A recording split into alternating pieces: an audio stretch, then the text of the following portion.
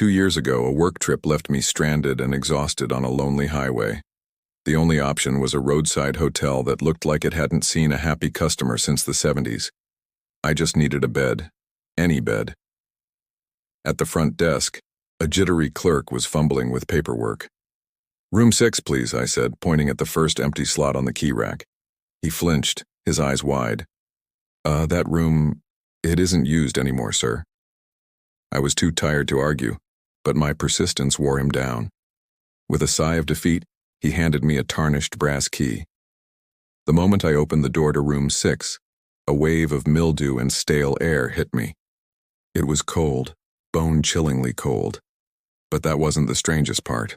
The large, ornate mirror on the wall was completely fogged over, as if someone had just taken a long, hot shower. I wiped a section clear, but the condensation immediately returned, thick and milky. I shrugged it off, blaming the hotel's ancient ventilation system, and collapsed into bed, falling into a restless sleep. I jolted awake at exactly 3 a.m. to the sound of heavy, deliberate footsteps. Thump, thump, thump, right above my head. But that was impossible. The clerk had told me I was on the top floor. My heart hammered against my ribs. I sat up, listening intently. The pacing continued, slow and methodical, like someone was measuring the length of their cage. An icy dread crept over me, a feeling that I was not alone. I had to get out of there. I grabbed my bag, fumbled for the doorknob, and burst into the hallway. But the hallway wasn't the same. It stretched on into an impossible, dim distance, and every single door on both sides was marked with the same number. Room 6. Panic set in. I ran, my footsteps echoing in the suffocating silence, door after door, all of them room 6. There were no stairs, no elevators, no exit signs. It was a never-ending corridor of the same cursed room. I was trapped in a nightmare.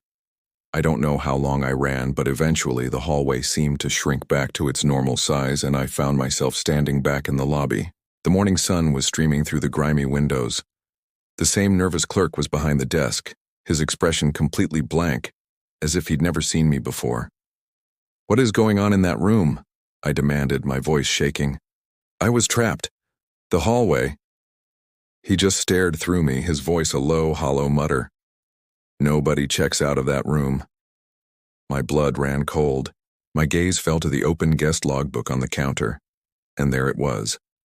My name, neatly written in faded ink, under a column I hadn't noticed before. The column was titled, "Permanent Stay." What do you think happened next? Am I still there, telling you this story from inside that very room? Let me know your theories in the comments below. And if you love a good scare, make sure you hit that subscribe button and turn on notifications because you won't want to miss what's coming next. Thanks for watching. On a foggy night, I was driving down a long, empty stretch of highway. The road was deserted, just me, my headlights, and the endless blacktop unwinding into the mist. Then I saw him, a man standing on the roadside with his thumb out. Every instinct told me to keep driving, to press my foot down and not look back. But something, some inexplicable pull, made me slow down. For some reason, I pulled over. He climbed into the passenger seat without a word of introduction, pulling a dark hood low over his face.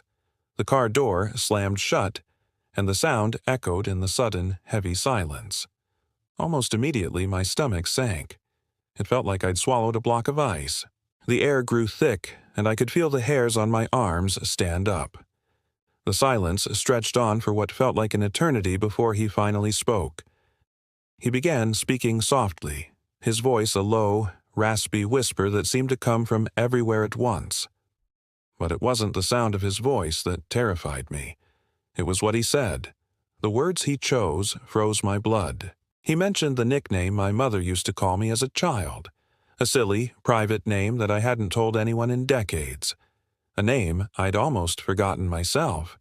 How could he possibly know that? My hands tightened on the steering wheel, knuckles turning white. I glanced over, but his face was still hidden in shadow. He wasn't finished. He listed my wife's favorite song, humming the melody under his breath.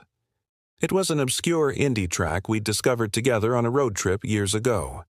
He even described in chillingly accurate detail a nightmare I'd had just the night before.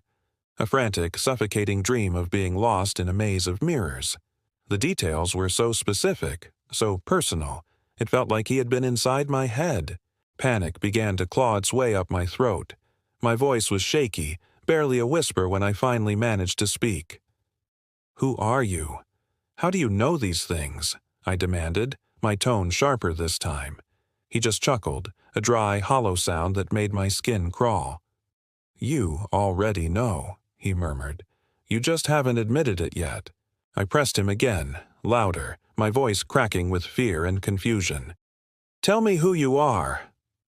Finally, he turned his head towards me. As he moved, the hood slipped back.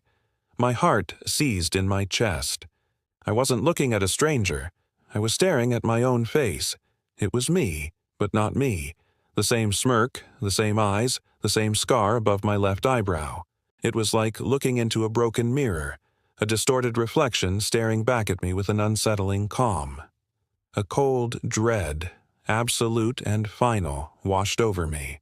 I was paralyzed, trapped in a nightmare I couldn't wake from.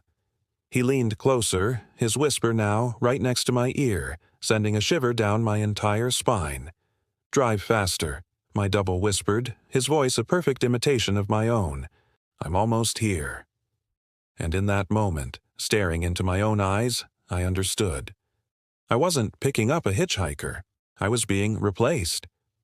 I slammed my foot on the accelerator, not to escape him, but because he told me to.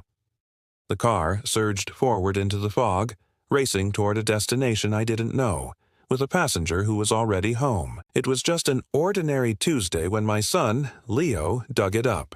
He came running in from the backyard, his hands caked with mud, holding this porcelain doll. Its painted blue eyes stared blankly, and a faint, almost unnoticeable smile was plastered on its face. My wife, Clara, thought it was a charming antique. She cleaned it up, mended its little lace dress, and placed it on the mantelpiece in the living room. It was about a foot tall, a perfect little sentinel watching over our home. We didn't think much of it. That was our first mistake. The next morning, I was making coffee when I noticed it. The doll. It seemed taller. I shook my head, blaming it on the early hour and lack of caffeine. But when I measured it, my heart skipped a beat. It was a hair over a foot tall now. "Clara, did you move the doll?" I asked. She hadn't. We laughed it off as a trick of the light, a weird shadow. But the seed of unease had been planted. That night, I couldn't sleep. The house was filled with a strange silence, the kind that feels heavy, like it's pressing down on you. The following day, there was no denying it. The doll was now nearly 2 feet tall. Its porcelain face was level with the family photos on the mantel. The smile seemed wider, more knowing. Leo refused to even enter the living room. "It watches me, Dad," he whispered, his eyes wide with fear. Clara was getting spooked, too. She tried to move it, to put it in the attic, but she said it felt rooted to the spot, as if it didn't want to be moved.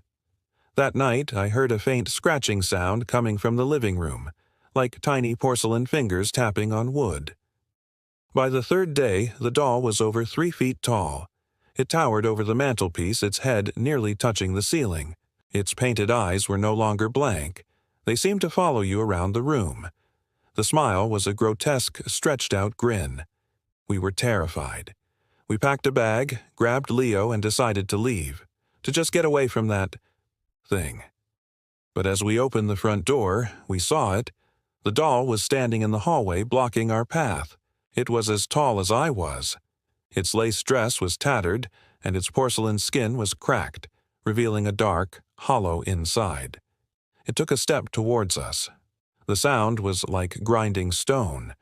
It raised a porcelain hand, and its voice, a dry, rasping whisper that seemed to come from the very walls of the house, said, "You can't leave. You're my family now." We were trapped, prisoners in our own home, with the doll that grew. Every night it gets a little taller, and its smile gets a little wider. I don't know how much bigger it can get, or what will happen when it can't grow anymore. I hope you enjoyed this creepy tale. If stories like this get your heart racing, make sure to hit that like button and subscribe for more unsettling narrations. Let me know in the comments what you would do if you found a doll like this.